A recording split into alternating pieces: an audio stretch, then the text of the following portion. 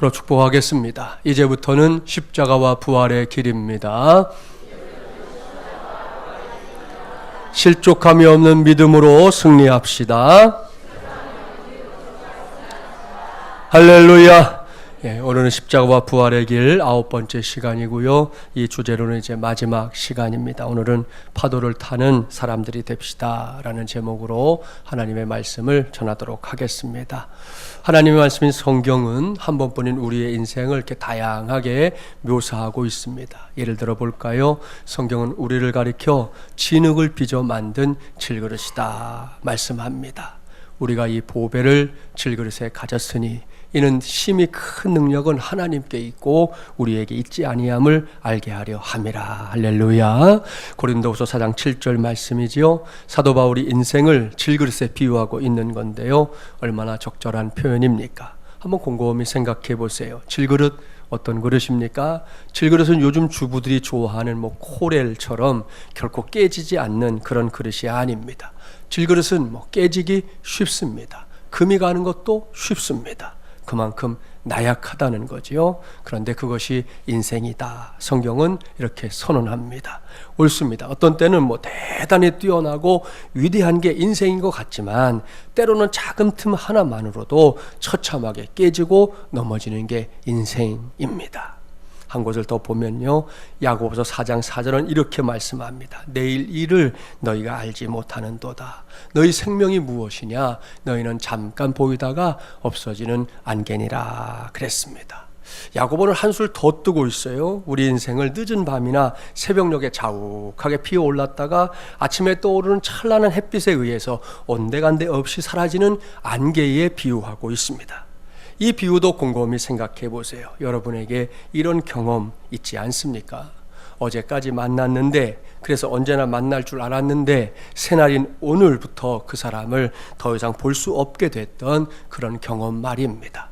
저는 신학교 시절에 아주 강렬하게 그런 경험을 했던 적이 한 번 있었습니다. 당시에 조직신학을 가르쳤던 황장옥 교수님이라는 분이 있었는데요, 이 교수님은 마치 세상에 걱정할 것이라고는 한 가지도 없는 것처럼 그렇게 사는 분이었습니다. 평소에도 이 팔자걸음을 느릿느릿 걸어 다니는 걸 매우 좋아했습니다. 운전할 때에도 길이 막히든지 차가 중간에 끼어들든지 상관없이 경적 한 번 울리는 법이 없었습니다. 저 바깥 세상을 향해서는 종종 아이고 이 세상이 하나님 없이 망하면 어쩌나 그렇게 안타까운 마음을 표현하곤 했습니다. 제가 마지막으로 배웠던 그날에도 교수님은 팔자걸음으로 교내를 느릿느릿 걸어 다녔어요. 그런데 그게 마지막이었습니다. 제가 마지막으로 배웠던 그날 오후에 고속도로에서 그만 큰 사고가 나서 세상을 떠나셨어요. 당시에 신학생이었던 저는 많은 생각에 잠겼습니다. 그 당시에 이제 자유주의 신학자들과 이렇게 좀 논쟁이 많을 때였고, 그럴 때마다 이 교수님이 앞장서서 논쟁에 참여도 하시고 또 글도 써서 일간 신문에도 내시고 했던 그런 분이었기 때문에 하나님이 왜 그렇게 하셨는지 묻지 않을 수 없었습니다. 그런데 이건 역시 우리 인생입니다. 성경은 말씀합니다. 한 번 보고 두 번 보고 늘 볼 줄 알았는데 어느 순간부터 더 이상 볼 수 없게 되는 거 말입니다. 자욱했던 안개가 언제 그랬냐는 듯 순식간에 사라져 버리는 것처럼 늘 볼 줄 알았던 사람을 더 이상 볼 수 없게 되는 때가 예고도 없이 그리고 순식간에 닥쳐오는 것, 그것이 인생입니다. 누구든지 이런 경험을 한 번이라도 하고 나면 인생에 대해서 이제 많은 생각을 하게 되는데요, 오늘 우리에게 주신 말씀에도 인생에 대한 또 다른 묘사들이 넘치고 있습니다. 이를 염두에 두고 먼저 본문 23절 말씀 함께 봉독해 보겠습니다. 23절입니다. 배들을 바다에 띄우며 큰 물에서 일을 하는 자는. 아멘. 사랑하는 새벽 우리 마중물이랑 가족 여러분, 보십시오. 시인이 인생을 무엇에 비유하고 있습니까? 그는 한 번뿐인 인생을 넓고 광활한 바다에 배를 띄우고 항해하는 것으로 묘사하고 있습니다. 이것이 오늘 우리가 주목해야 할 인생에 대한 또 다른 표현인데요, 오늘 저는 저와 여러분이 이렇게 망망대해에 떠있는 배 한 척을 마음판에 그려가면서 하나님의 말씀에 귀를 기울이길 원합니다.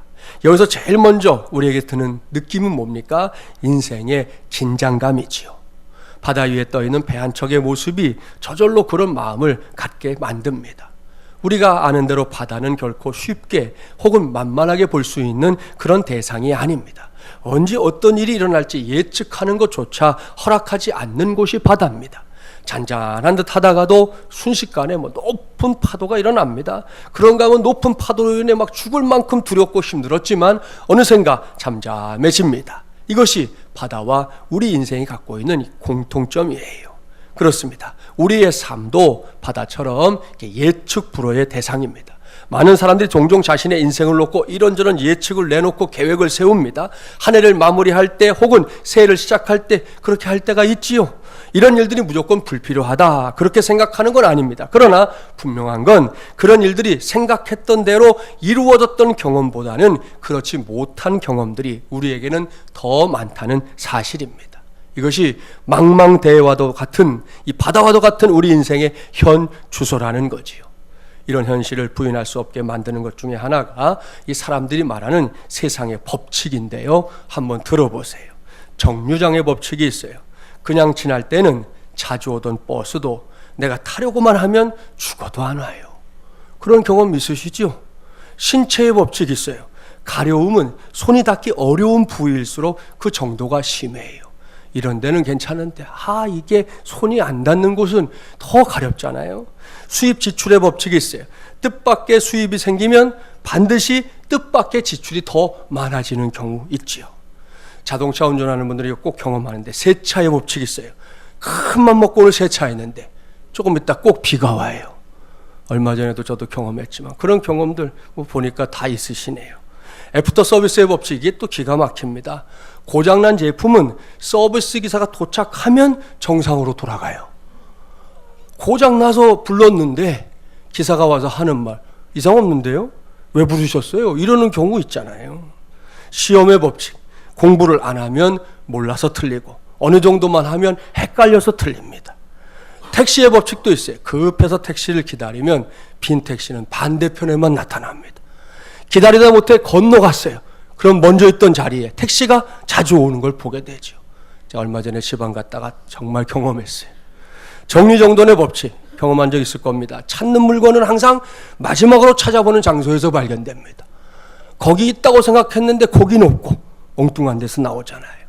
화장실의 법칙, 공중 화장실에서 제일 짧은 줄에 가서 딱 섰는데 안에 있는 사람이 큰일을 보는지 도무지 나오질 않아가지고 오래 걸리는 경우 있잖아요. 마지막 인생살이의 법칙, 사태를 복잡하게 하는 건 간단한 일이지만 사태를 간단하게 하는 건 복잡한 일이다 그럽니다. 여기까지가 세상에서 흔하게 벌어지는 세상의 법칙이에요. 가만히 듣고 생각해 보세요. 여러분 표정을 봐도 공감이 가는 것들이 많잖아요. 이걸 한마디로 요약하면 세상살이가 결코 만만하지 않다는 겁니다. 내가 마음 먹었다 해서 그대로 사라지는 게 아니라는 거죠. 오늘 주신 말씀을 기록한 시인도 이러한 사실을 잘 알았습니다. 그래서 인생을 가리켜 배들을 바다에 띄우며 큰 물에서 일을 하는 자와 같다 그렇게 표현하고 있는 겁니다.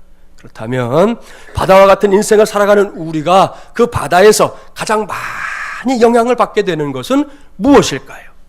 이것은 매우 중요한 질문입니다. 생각해 보세요. 우리 인생이 바다와 같다면 그 속에서 살아가는 동안 우리에게 가장 큰 영향이 미쳐지는 것이 뭔지는 알고 살아야 하지 않겠습니까?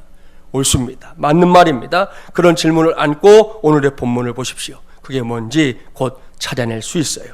본문 24절, 25절 말씀 함께 봉독합니다. 여호와께서 행하신 일들과 그의 기이한 일들을 깊은 바다에서 보나니 여호와께서 명령하신 적 광풍이 일어나 바다 물결을 일으키는도다. 아멘. 이 말씀을 잘 보세요. 우리가 바다와 같은 인생을 살아가면서 그 속에서 가장 많이 영향을 받을 수밖에 없는 거, 그게 무엇입니까? 우리가 타고 있는 배의 종류일까요? 아닙니다. 우리 자신입니까? 그것도 아닙니다. 무엇일까요? 도대체 무엇이 우리의 삶에 가장 막강한 영향력을 발휘하는 걸까요? 정답은 바다 물결입니다. 달리 표현하면 파도라는 말씀입니다. 그렇습니다. 내 인생에 어떤 파도가 일어나는가, 이것이 우리의 삶에 가장 큰 영향을, 가장 막강한 영향을 미칩니다. 조금 전에 봉독한 말씀을 다시 보세요. 여호와께서 행하신 일들과 그의 기이한 일들을 깊은 바다에서 보나니 여호와께서 명령하신 즉 광풍이 일어나 바다 물결을 일으키는도다 그랬습니다. 보십시오. 바다에서 가장 큰 힘은 파도에 있습니다. 우리가 매일 뉴스를 통해 듣고 보는 기상정보 떠올려 보세요. 기상캐스터가 매일 육지와 바다의 날씨를 예측해 주지요. 그때 바다에서 가장 중요하게 다뤄지는 게 뭡니까? 파도입니다. 오늘은 서해안에서 혹은 동해안에서 혹은 남해안에서 파도가 몇 미터로 일겠습니다 라는 캐스터의 멘트가 반드시 있잖아요. 그만큼 바다에서는 이 파도의 역할이 중요하다는 의미입니다. 인생의 바다에서도 마찬가지예요. 내 인생의 바다에 어떤 종류의 파도가 치고 있느냐, 이것이 가장 중요한 관건이라는 말씀입니다. 이건 그 누구에게도 예외가 없습니다. 그렇기 때문에 내 인생에 어떤 파도가 일어나는지를 잘 살피고 그 파도를 잘 타는 것만이 한 번뿐인 인생을 승리로 이끄는 지름길이다, 분명하게 말씀드릴 수 있습니다.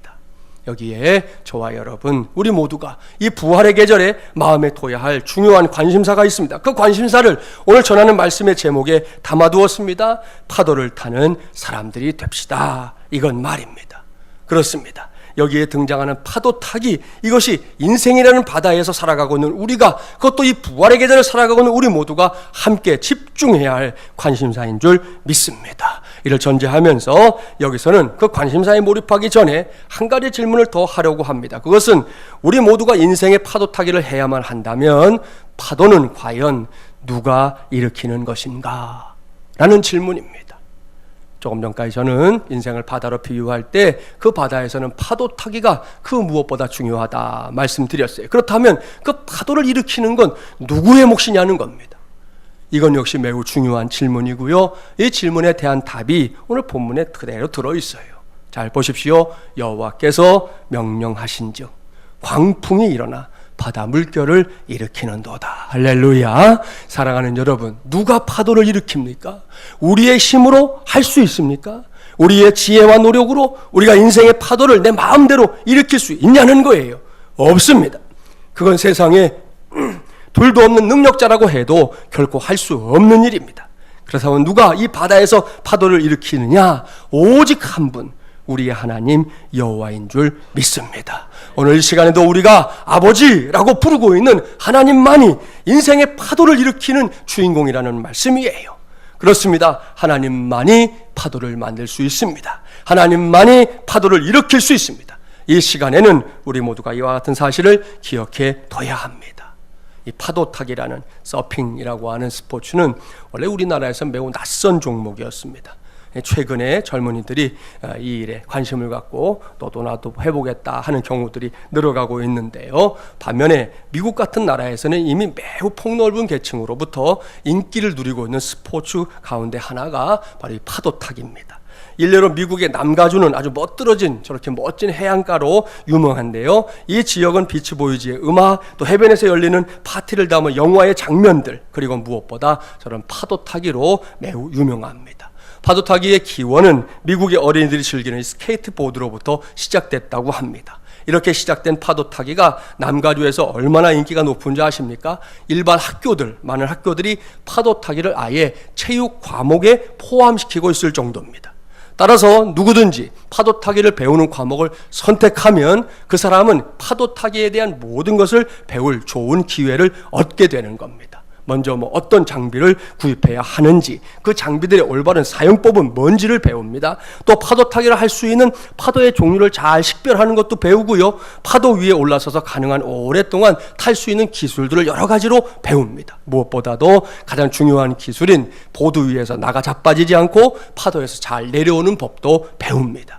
참 대단한 교육의 기회지요. 그런데 여기서 우리가 꼭 발견해야 될 게 있습니다. 그것은 이렇게 다양하게 파도 타기에 관한 것을 가르치지만, 그야말로 파도 타기에 관한 모든 것을 가르친다고 말하고 있지만, 아무리 눈을 씻고 찾아봐도 파도를 일으키는 법을 가르쳐주는 과목은 없다는 거예요. 옳습니다. 아무리 위대한 파도 타기의 대가 중에 대가, 세계 제1등인 대가라 할지라도 그 사람의 수강생들에게 파도를 일으키는 법을 가르쳐줄 수는 없습니다. 결국 파도 타기는 누군가에 의해 일으켜지는 파도를 그저 타내는 기술에 불과하다는 건데요. 그 누군가가 도대체 누굽니까? 하나님입니다. 우리의 아버지인 하나님 말입니다. 하나뿐인 아들을 인류를 구원하기 위해 세상에 보내시고 그 아들 십자가에 달려 죽게 하시고 또한 사흘 만에 부활시켜서 온 인류의 영원한 구세주가 되게 하신 그 하나님 말입니다.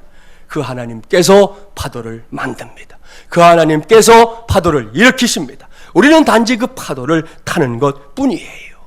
그렇습니다. 어떤 파도 타기 선수도 파도를 만들려고 안간힘을 쓰지 않습니다. 만약 하루 종일 기다렸는데도 바다에서 파도가 일어나지 않으면요, 별 수 없습니다. 너무너무 섭섭해도, 그래서 한숨이 저절로 나와도 그날은 파도 타기를 할 수 없는 거예요. 반면에 진짜 파도 타기 선수는 좋은 파도를 보게 되면 그것이 비록 폭풍우가 치는 중에라도 그 파도를 최대한 활용해서 멋진 파도 타기를 해내는 것이죠. 이것이 파도 타기의 전부입니다. 사랑하는 마중물예랑 가족 여러분, 파도가 실제 바다에만 있는 게 아닌 것처럼 이러한 파도 타기 역시 스포츠 경기에만 있는 게 아닙니다. 우리 인생의 바다 위에도 있습니다. 따라서 파도 타기 과목을 배우는 사람들이 배우는 걸 우리도 배워야 하는데요, 그 배움 중에 으뜸이 뭐냐? 그것은 우리 인생에 타야 할 파도 역시 하나님께서 일으켜 주셔야만 한다는 사실을 배우는 겁니다. 할렐루야. 오늘 이것을 명심하기 바랍니다. 왜냐? 안타깝게도 이런 사실과는 전혀 다른 선택을 하는 사람들이 왕왕 있기 때문입니다. 그들은 자신들의 인생의 바다를 위해 자신들의 힘으로 파도를 만들어 보겠다 애쓰는 사람들이에요. 그런 이들 중에 어떤 이들은 자신의 인생을 위해 비전의 파도를 일으켜 보겠다 막 호언장담합니다. 그뿐이 아닙니다. 부흥의 파도를, 헌신의 파도를, 성공의 파도를, 사업의 파도를, 출세의 파도를 일으켜 보겠다고 나름대로 얼마나 땀을 흘리고 있는지 모릅니다. 그러나 과연 이러한 파도들이 그들의 노력과 땀, 수고와 눈물, 잔재주와 애쓰는 것만으로 일으켜지는 것이냐? 어림도 없다는 거예요. 파도는 결코 그들의 손에 의해 일으켜지지 않습니다. 왜요? 우리 인생에서 파도는 반드시 하나님만이 일으키기 때문입니다. 이것을 믿어야 합니다. 이것을 알아야 합니다. 이것을 확신해야 합니다. 시인은 그것을 분명하게 알았습니다. 이 사람만이 아니에요. 이사야 선지자도 이것을 알았어요. 한 곳 찾아볼까요? 이사야 51장 15절 외우기도 좋아요. 51을 뒤집으면 15죠. 51장 15절 구약 1032쪽. 이런 말씀은 밑줄 쫙 가시면 좋아요. 51장 15절 우리 한 절 말씀만 찾아서 봉독해 보겠습니다. 1032쪽 함께 봉독해 볼까요? 나는 내 하나님 여호와라. 바다를 휘저어서 그 물결을 뒤어들게 하는 자이니 그의 이름은 만군의 여호와니라. 아멘. 할렐루야. 사랑하는 여러분, 부활의 계절을 살아가고 있는 오늘 이 시간에 저도 여러분도 이 하나님을 만나게 되기를 주님의 이름으로 축복합니다. 다시 말씀드려요. 우리를 위해 우리의 인생에 필요한 파도를 일으켜주는 분은 오직 여호와 하나님뿐입니다. 그분은 우리 모두의 아버지입니다. 따라서 우리 모두는 이분을 만나야 합니다. 아울러 하나님께서 일으켜주신 파도 위에 나의 인생을, 당신의 인생을, 우리의 인생을 올려놓아야 하는 것입니다. 그래야만 우리는 가장 멋진 파도 타기를 해낼 수 있는 것이에요. 오늘 이후 그러한 은혜를 풍성하게 누리며 사는 저와 여러분이 되기를 주님의 이름으로 축복합니다. 그런 의미에서 서로 축복해 주실까요? 파도를 일으키는 하나님을 아십니까? 그분은 당신의 아버지입니다. 할렐루야. 믿습니까? 예, 이 축복을 마음판에 새기면서 이제 본문 속으로 좀 더 깊이 들어가려고 그래요. 계속해서 본문으로 돌아가셔서 본문을 보면 하나님께서 일으키시는 파도에도 종류가 있어요. 종류가 있어요. 본문 26절부터 29절 우리 함께 봉독해 봅니다. 그들이 하늘로 솟구쳤다가 깊은 곳으로 내려가나니 그 위험 때문에 그들의 영혼이 녹는도다. 그들이 이리저리 구르며 취한 자같이 비틀거리니 그들의 모든 지각이 혼돈 속에 빠지는도다.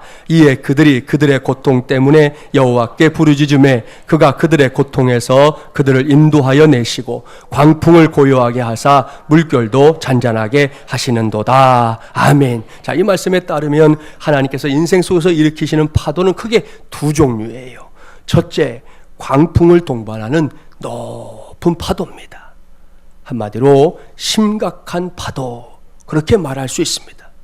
그 심각함을 보세요. 파도에 의해 우리의 인생이 어떻게 된다고요? 하늘 높이 올라갔다가 또 깊은 곳으로 인정사정 없이 떨어집니다.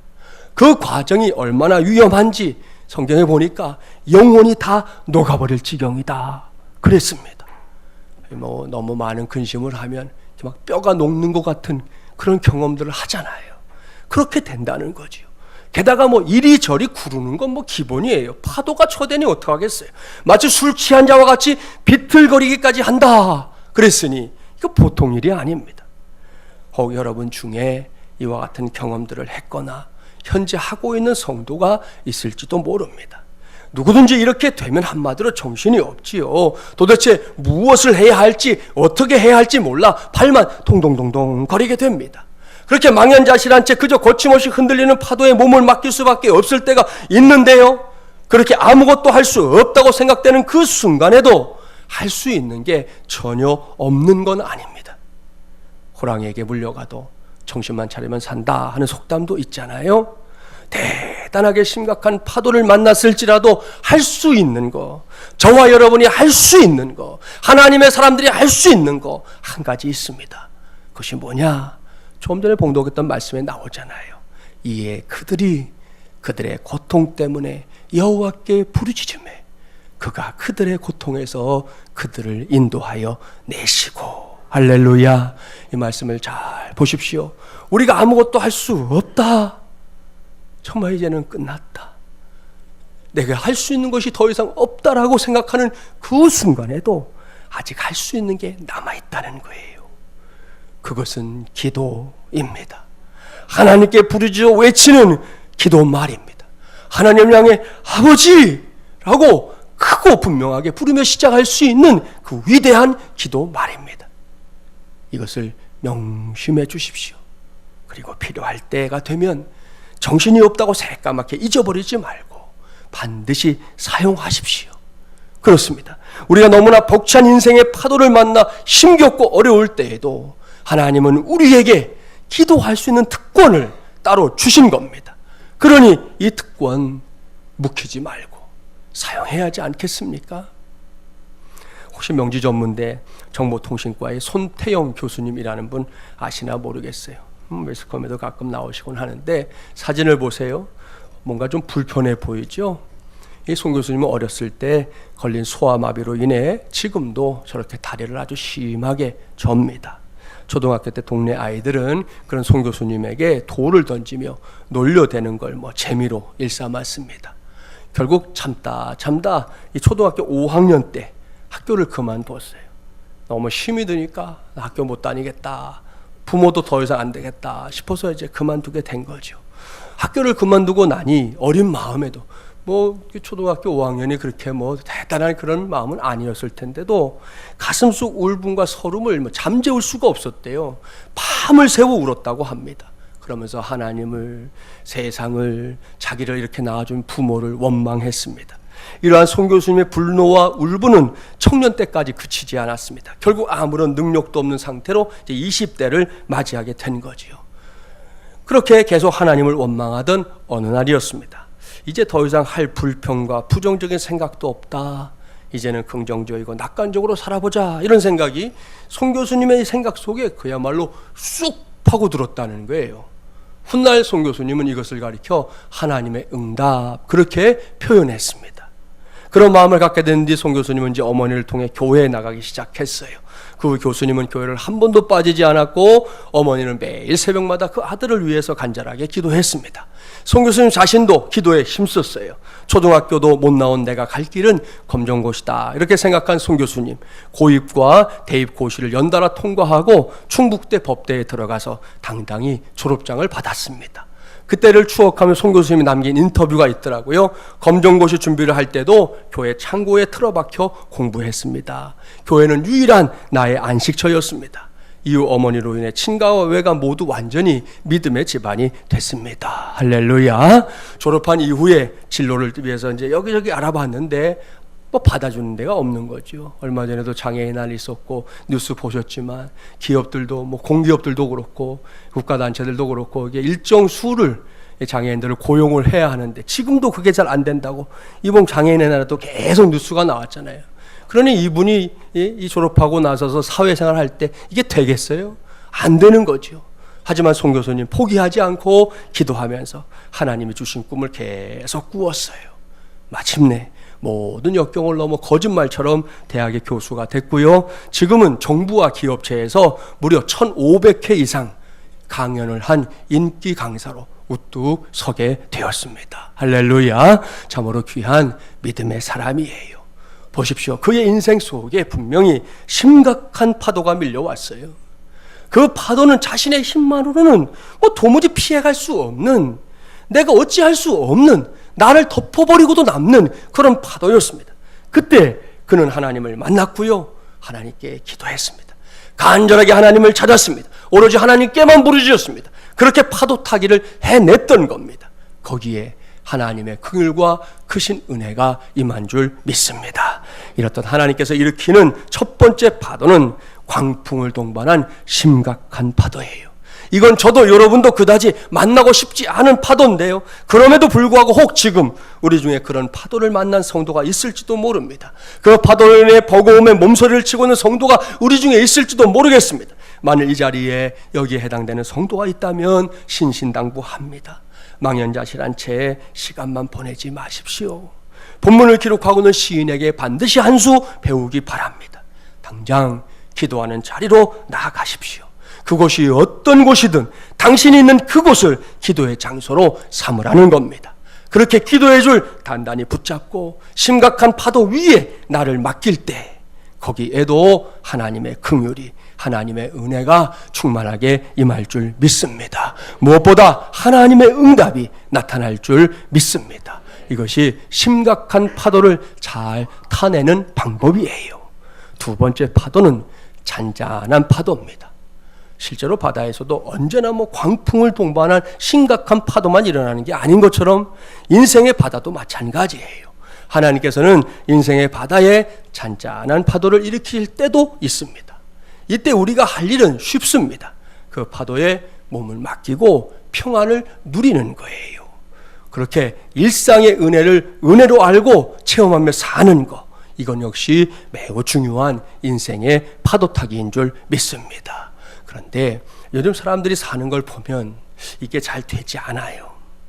하루하루를 전쟁처럼 여기며 사는 사람들에게 평범한 일상의 삶은 너무나 하찮게 보이는 경향이 있습니다. 당장 뭔가 결과물이 나와야 하고 당장 손에 잡히는 뭔가 없으면 아무것도 되지 않을 것처럼 생각하는 사람들이 넘치는 세상입니다. 이렇게 아득바득 살다 보니 삶에서 여유라는 게 이제는 사치처럼 여겨지기에 이르렀는데요. 죄송하지만 이렇게 사는 건 결코 행복 아닙니다. 스스로를 갉아먹는 것에 불과합니다. 따라서 당장 내 자신을 돌아봐야 합니다. 이런 이야기가 있어요. 논두렁길을 함께 가던 두꺼비와 거북이가 있었습니다. 이 개구리가 엉금 기어가는 이 두꺼비를 향해서 말했습니다. 야, 그렇게 느리게 기어서 언제 양지 바른 언덕에 도착하니? 이 두꺼비가 숨을 가쁘게 쉬고 있는 개구리를 향해 또 대꾸했어요. 넌 그렇게 빨리 가서 뭘 할 건데? 개구리가 대답합니다. 그냥 빨리빨리 가는 거야. 가서 시간이 남으면 누워있으면 얼마나 좋냐? 두꺼비가 주변을 둘러보며 말합니다. 이렇게 천천히 가는 것도 좋아. 이슬방울도 들여다보고 풀꽃하고 대화하면서. 이런 두꺼비를 보면서 답답해서 견딜 수 없게 된 개구리가 펄쩍펄쩍 뛰어가며 말했습니다. 나 같은 빠름과 너 같은 느림은 동행이 될 수 없어. 먼저 간다. 빠이빠이. 이렇게 개구리와 헤어진 두꺼비는 그야말로 천천히 하늘도 천천히 보고 파리도 천천히 잡아먹으면서 때로는 돌틈에 기대어 졸기도 하면서 엉금 기어갔습니다. 얼마 후에 두꺼비는 이 또랑을 건너다 말고 시체를 하나 봤는데 그건 경운기에 치여 죽은 먼저 간 개구리였다는 전설 따라 삼천리입니다. 사랑하는 여러분, 뭘 말하려고 하는 건지 아시겠죠? 세상은 여전히 복잡다단하게 돌아가고 있습니다. 여기저기서 채근하는 소리들이 사람들을 힘겹게 만듭니다. 내가 하고 싶어 하는 것도 있지만 나는 그다지 하고 싶지 않은데 자꾸 주변 사람들에 의해서 하게 되는 것들도 많아요. 그렇기 때문에 더더욱 지금은 우리의 일상의 삶에서 하나님의 은혜를 누리는 지혜가 필요한 시대다. 그렇게 말씀드리고 싶습니다. 여러분이 알고 있는 대로 현대 자본주의를 지배하는 것 중에 하나는 이 경쟁의 논리입니다. 학생들의 입시에서부터 기업, 국가의 경영에 이르기까지 보다 빨리, 보다 많이를 지향하는 문화 속에 이 개개인의 삶 또한 분주함과 경쟁의 굴레에 이렇게 매여 있는 걸 자주 목격합니다. 그렇게 막 숨가쁘게 돌아가는 바쁜 일상 속에서 자신이나 주위를 돌아볼 여유가 없다고 목소리를 높이는 사람들이 얼마나 많은지 몰라요. 문제는 이런 세상살이 속에서 하나님의 자녀된 저와 여러분이 자신에게 임했던, 그리고 지금도 임하고 있는 하나님의 은혜조차 느끼지 못할 때가 적지 않다는 거. 그게 우리에겐 문제라는 겁니다. 여러분 그러면 안 됩니다. 오늘 이 시간에 담임 목사가 신신당부합니다. 그 분주함을, 그 치열함을 잠시 멈추기 바랍니다. 그런 다음에 하나님께서 나의 삶에 일으켜주고 있는 이 잔잔한 파도에 나를 올려놓기 바랍니다. 그러면 거기에서 누릴 수 있는 일상의 은혜들이 하나, 둘 보일 겁니다. 막 휙휙 지나가느라 놓쳤던, 내가 놓쳐버렸던 은혜들이 여기저기에서 보이게 될 거예요. 당장 이렇게 정상적인 호흡을 하고 있는 거 일상의 은혜입니다. 최근에 미세먼지 영향 때문인지 몰라도 우리 성도들 중에 몇몇 분들이 기침 감기 때문에 밤새 잠도 못 잘 정도로 기침을 해가지고 목이 다 쉰 거예요. 전화를 하니까 여보세요? 그러니까 여보세요? 말을 못해요. 그러니까 대화가 안 되니까 기도해드릴게요 하고 기도해드리고 끊어요. 방법이 없어요. 그런 분들하고 이렇게 통화하고 나서 제가 걱정이 많았는데요, 지난 주간을 지내면서 다들 좋아져서 얼마나 감사한지 모릅니다. 그런 경험 한 번이라도 하고 나면 이렇게 숨을 휴 내쉬고 들이마시고, 이게 얼마나 큰 은혜인지 실감할 수 있습니다. 그뿐이 아닙니다. 나의 심정이 벌떡벌떡 뛰면서 나의 온 몸에 피를 공급해주고 있는 거 일상의 은혜입니다. 주일인 오늘 주님의 몸된 교회에 나와서 마음껏 찬송하고 마음껏 기도할 수 있는 거 일상의 은혜입니다. 요즘 봄 기온이 완연하지요. 곳곳에 피어있는 꽃과 녹음이 우거진 나무들을 내 눈으로 볼 수 있는 거 일상의 은혜입니다. 지난 화요일 전도대 마치고 하늘정원 식사하는데 오늘 이따 식사할 때 보세요. 저쪽 산이 얼마 전까지만 해도 이렇게 겨울산 분위기로 좀 시들시들했어요. 근데 지금은 갑자기 녹색으로 꽉 찼어요. 밥 먹으려고 갔다가 그랬어요. 일상의 은혜입니다.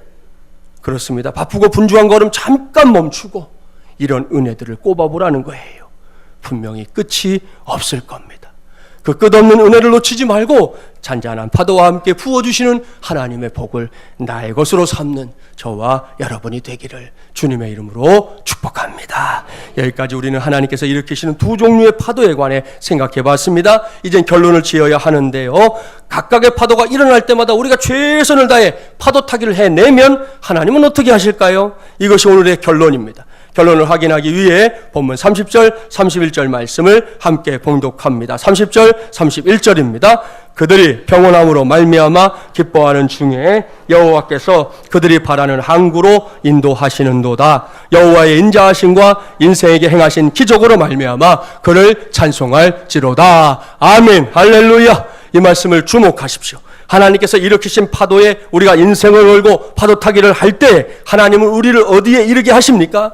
그들이 바라는 항구에 이르게 하신다 말씀하고 있습니다. 이전에 사용했던 개역 성경에서는 이 말씀을 소원의 항구 그렇게 번역해 놓았습니다. 그렇습니다. 우리가 믿음 안에서 품고 있는 그 소원의 항구, 달리 표현한다면 비전의 항구, 승리의 항구, 바로 이것이 하나님께서 파도 타기를 제대로 해내는 우리 모두에게 이르게 하시는 인생의 목적지입니다.